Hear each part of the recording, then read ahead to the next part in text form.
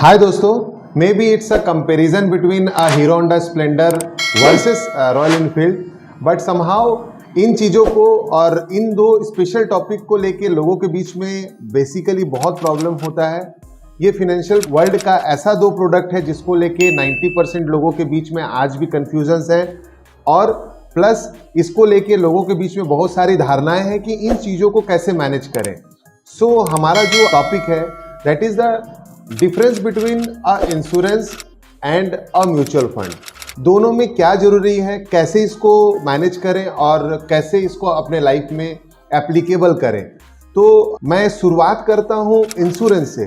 क्यों इंश्योरेंस जरूरी है? बहुत ही बेसिक एवं आसान शब्दों में अगर मैं बोलूं, इंश्योरेंस वो अमाउंट होता है जो आपकी न रहने पे परिवार को मिले और आपकी कमी को वो खलने ना दे। समहाउ आपका जो फुलफिलमेंट है आपके जाने के बाद पैसे से मान लिया समहाउ आपका वो जगह को वो कभी फुल नहीं कर पाएगा, लेकिन आपकी कमी को कभी वो परिवार पूरा नहीं कर पाएगा। बट समहाउ कहीं ना कहीं पैसा उनको बैकग्राउंड सपोर्ट देगा, या फिर हम एज अ इंडिविजुअल हम लोग ऐसा प्लान अप करते हैं कि मेरे रहने ना रहने पे मेरे परिवार पे कोई दिक्कत ना आए, जो एक इंश्योरेंस का सबसे बेसिक और फंडामेंटल आप कह सकते हो कि वो उसका गुण है। बट क्या, कौन सा इंश्योरेंस, कैसा इंश्योरेंस?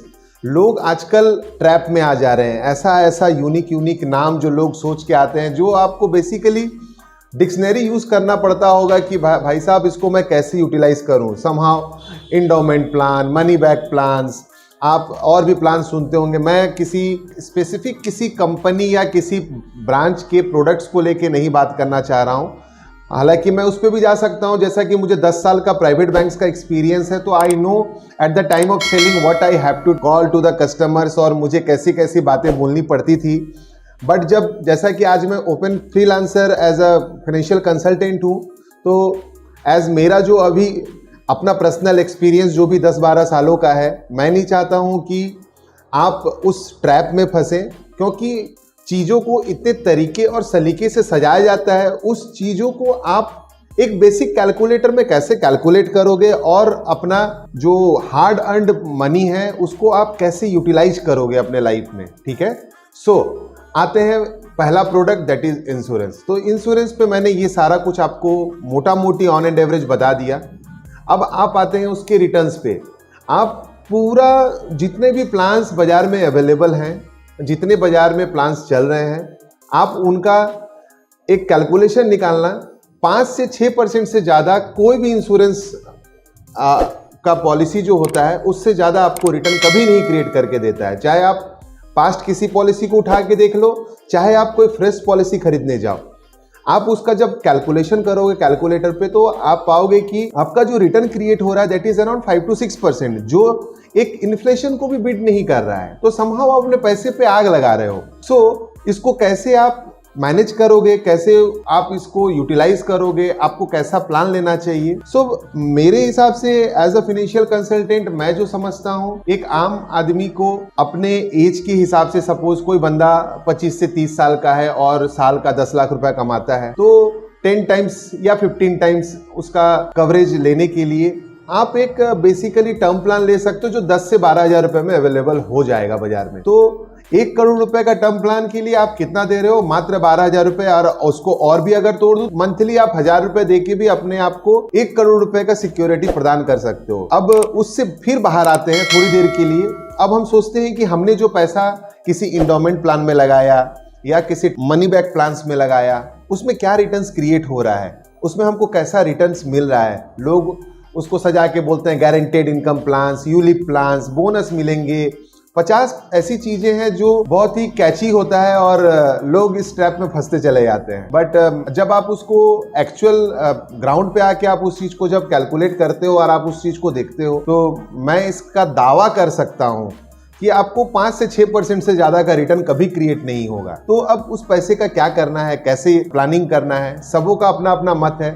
इंश्योरेंस एडवाइजर उसको इस तरीके से सजा के क्रिएट करते हैं कि भाई इसमें रिस्क नहीं है, आप इसमें पैसे लगा सकते हो, आपका फिक्स्ड एक आएगा। बट फिक्स आ भी गया सर आपका पैसा, तो वो कहीं ना कहीं आप 5 से 6% का रिटर्न लेके आप करोगे क्या? इन्फ्लेशन ही 7% का, उससे अच्छा सेविंग्स में रखे रहो। तो अब इसका कंपैरिजन अगर मैं म्यूचुअल फंड से करूं तो आप आज के दिन में कोई भी म्यूचुअल फंड उठा लो और किसी को भी आप लंबे समय के लिए रखते हो, 5 साल 6 साल 10 साल, या फिर पुराना पास्ट ट्रेंड्स को आप देखते हो, तो 12% का ये रिटर्न जनरेट करता है। अगेन आता हूं इंश्योरेंस पे। लोग क्यों इंश्योरेंस बेचते हैं, क्यों इंश्योरेंस पे ज्यादा जोर देते हैं? कोई भी कंपनी एक इंश्योरेंस बेचने के लिए या फिर कोई भी बैंक अपने एम्प्लॉय से अपना रेवेन्यू जनरेट कराने के लिए सबसे पहला जो प्रोडक्ट होता है वो इंश्योरेंस सेल करना। जैसा कि मैं मैनेजर प्रोफाइल पे था तो मैं भी अपने जो सब कोलिग्स होते थे तो मैं उनको प्रेशर क्रिएट करता था, मैं खुद भी इंश्योरेंस बेचता था। बट हम लोग रेवेन्यू नहीं जनरेट करेंगे तो अल्टीमेटली ऑर्गेनाइजेशन हमें पैसे कहाँ से देगी? सो क्या होता है कि जो सबसे ज्यादा रेवेन्यू जनरेट करने वाला जो प्रोडक्ट होता है बाजार में वो इंश्योरेंस ही है। होता यूं है कि अगर आप कोई बंदा 1 लाख रुपए का इंश्योरेंस बेचता है तो 20 से 30% का मार्जिन क्रिएट होता है, तो दैट इज अराउंड 20 से 25,000, 20 से 30,000 रुपए 1 लाख के इंश्योरेंस पे उस बंदे को मिल जाता है। तो क्या होता है कि जो आपका जो 20 और 30,000 रुपया है वो कहीं ना कहीं वो आपका पैसा ही एज अ कमीशन उनको मिल रहा है।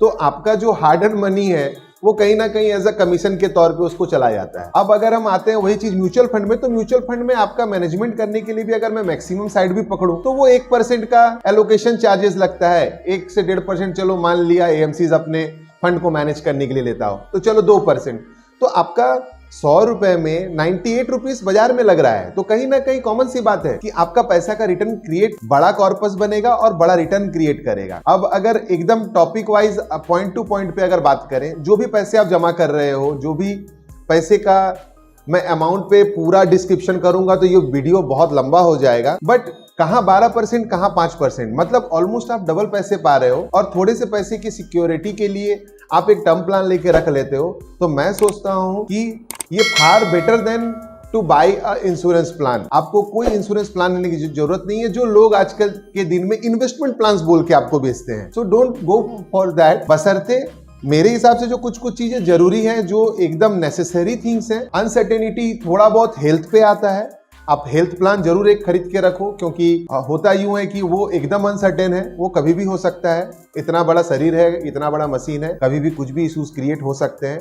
हॉस्पिटल के बड़े बिल से बचने के लिए what you can do, buy a health insurance at least. Insurance के नाम पे अगर आपका कोई पहला प्रोडक्ट आपके मन पे आता हो तो उसको हेल्थ इंश्योरेंस के हिसाब से आप कंसीडर करो। उसके बाद आप अपना खुद का बैकअप क्रिएट करना चाहते हो तो go with a term plan. Then आप अपने लाइफ का जितना भी सारा प्लान है वो एज अ एसआईपी कैलकुलेटर, जो कि मैंने अपने पहले वीडियोस में भी आपको बताया था, डाउनलोड कर लो।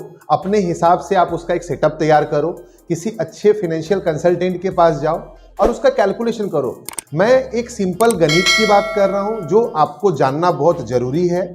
चीजों का वो गणित के हिसाब से समझें और जो सब्जेक्ट टू मार्केट रिस्क वाली जो बातें हैं, जो लोग बोलते हैं, अगर वैसा ही होता तो आज तक का ट्रेंड ही पता चल जाता है कि ये कैसा रिटर्न्स दिया है। आप किसी भी पॉलिसी का, जितने सारे बैंक से पॉलिसी सोल्ड आउट होता है, जितने भी कंपनीज पॉलिसी बेचते हैं, उनका भी तो आउटपुट आया है, आप उनको भी चेक करो और उनके हिसाब से आप अपना रिटर्न्स को मैच करा लो, क्योंकि हम पास्ट एक्सपीरियंस को देख के ही फ्यूचर प्रिडिक्ट करते हैं, राइट। तो कहीं ना कहीं म्यूचुअल फंड हर एंगल से, हर तरीके से एक इंश्योरेंस से ज्यादा अच्छा प्रोडक्ट है।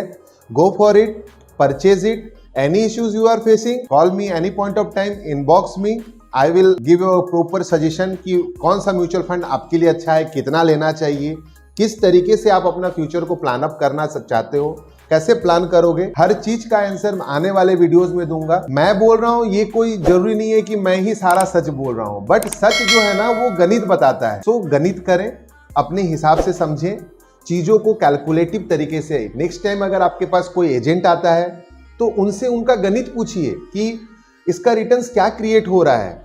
आप जितना का नुकसान करोगे उतना में तो आपका टर्म प्लान आ जाएगा। So go with a better term plan and rest of money आप इन्वेस्ट करो, आप शेयर बाजार में पैसे लगाओ, आप अच्छे अच्छे स्टॉक्स खरीदो according to your future goals. आपका जो जो प्लानिंग है, कितने कितने सालों के गैप में, उस हिसाब से आप अच्छा एक एसआईपी करो। रही बात last but not list, fix तो करो ही मत। अगर आप फिक्स कर रहे हो आज के दिन में, you will get 5% of return. कहीं ना कहीं मुझे ये लगता है कि सबसे बढ़िया जो टूल आज के दिन में बाजार में अवेलेबल है दैट इज म्यूचुअल फंड। अगर आपको कहीं बहुत ज्यादा डाउट है म्यूचुअल फंड का प्रोडक्ट को सर्च करने में कि कौन सा म्यूचुअल फंड क्या रिटर्न्स दिया है, कैसा रिटर्न दिया है, आप मनी कंट्रोल को फॉलो कर सकते हो। मनी कंट्रोल के वेबसाइट पे जाओ, बेस्ट म्यूचुअल फंड्स देखो, उनका ट्रेंड्स देखो, ये क्या रिटर्न्स अब तक क्रिएट किया है, कैसा रिटर्न्स दे रहा है और आगे का क्या एक्सपेक्टेशन है। बड़े AUM साइज के म्यूचुअल फंड्स को सर्च करो, उसके हिसाब से आप अपना एक अच्छा फंड सेलेक्ट करके अकॉर्डिंग टू योर कैपेसिटी आप एक SIP चालू कर लो और अपना टारगेट सेट कर लो। सो आज के वीडियो के लिए इतना ही, और वीडियो अगर पसंद आए तो लाइक जरूर कर देना। और नेक्स्ट के वीडियोस में मैं आपको फिर से फुल डिटेल्स बताऊंगा कि how to categorise mutual funds. Mutual fund को आप अपने तरीके, एज के अनुसार और अपने ज़रूरत के अनुसार कैसे कैटेगराइज करें, और म्यूचुअल फंड का सिलेक्शन करने के समय आपको किन किन चीज़ों का ध्यान रखना है, ये मैं नेक्स्ट वीडियोस में आपको बताऊंगा। आज के लिए इतना ही। Thank you, take care.